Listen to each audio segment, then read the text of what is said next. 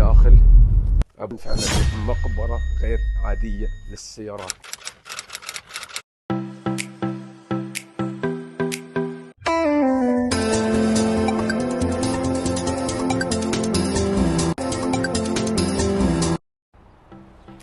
هلا والله جايز، كيف حالكم؟ ان شاء الله تكونوا بألف خير. جيت لكم بفيديو جديد فلوج اليوم. حبيت اليوم اشارككم تجربتي اللي هتكون في اكبر مقبرة سيارات بالكويت.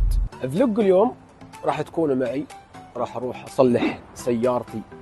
بس قبل ما نبدا ضيفوا لنا لايك الجميل وكومنت طيب، وضيفوني على حساب الانستغرام حطكم هون او هون. واكثر من 45 دقيقة وانا منتظر السطحة لحتى تاخذ السيارة، بس ما بعرف ليش تأخر.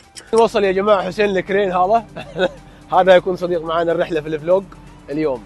يلا حسين توكل على الله. ان شاء الله. يلا يا جايز، خلينا نسمي الله نتوكل على الله.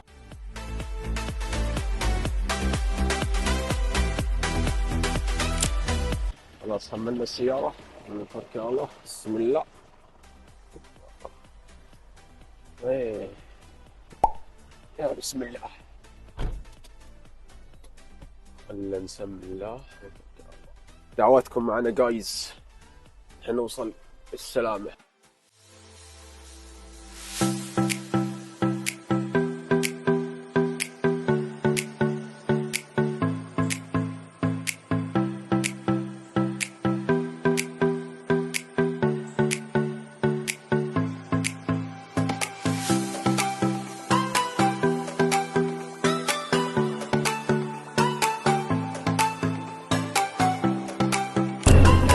جايز الاجواء كثير ممتعه.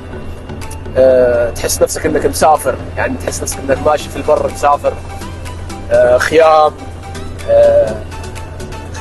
وجمال بالصحراء، الاجواء الجو كثير ممتع، وان شاء الله تكونوا مستمتعين. وخلاص ما باقي لنا شيء ونوصل على المكان، شيء 7 دقائق على اللوكيشن. فان شاء الله نوصل بالسلامه، وان شاء الله تكونوا مستمتعين بالفلوج. صديق الرحله اليوم الحسين. لايك شير سبسكرايب.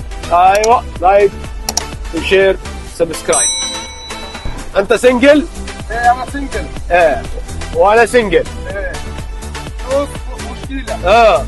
شوف خلاص. ايوه كل ما شوي قال انت وايه كان من شنو تساوي؟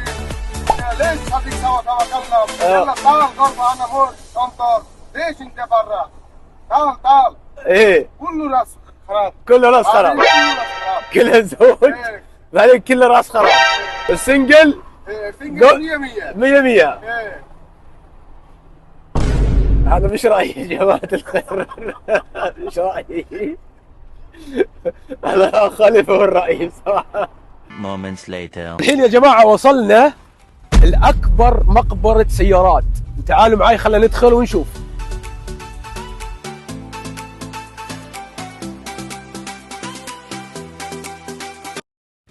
المكان هون جدا كبير، والشوارع كلها نفس بعض سواء يمين أو يسار.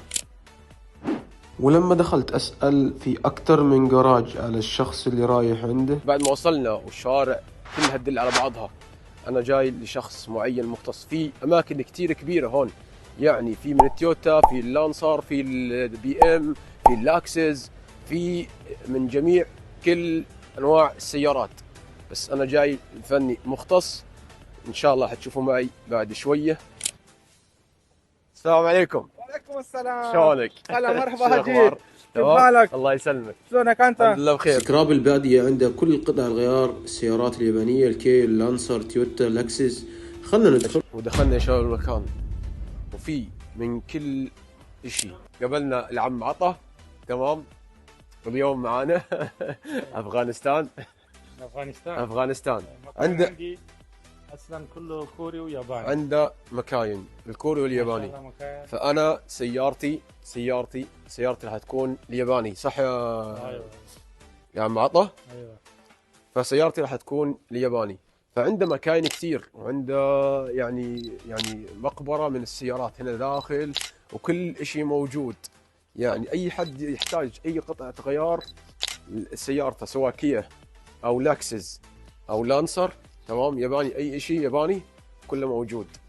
خلينا نخش داخل ونشوف الشباب كيف راح يشتغلوا سيارتي. خلينا ندخل.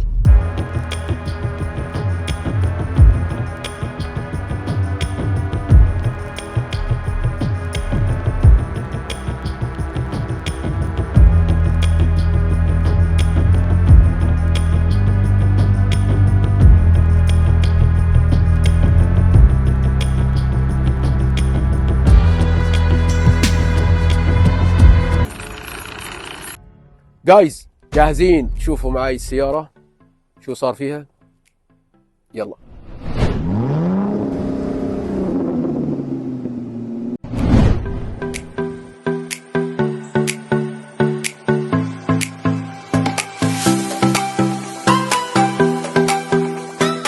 تنسون اللايك والاشتراك. اشوفكم في فيديو جديد. سلام.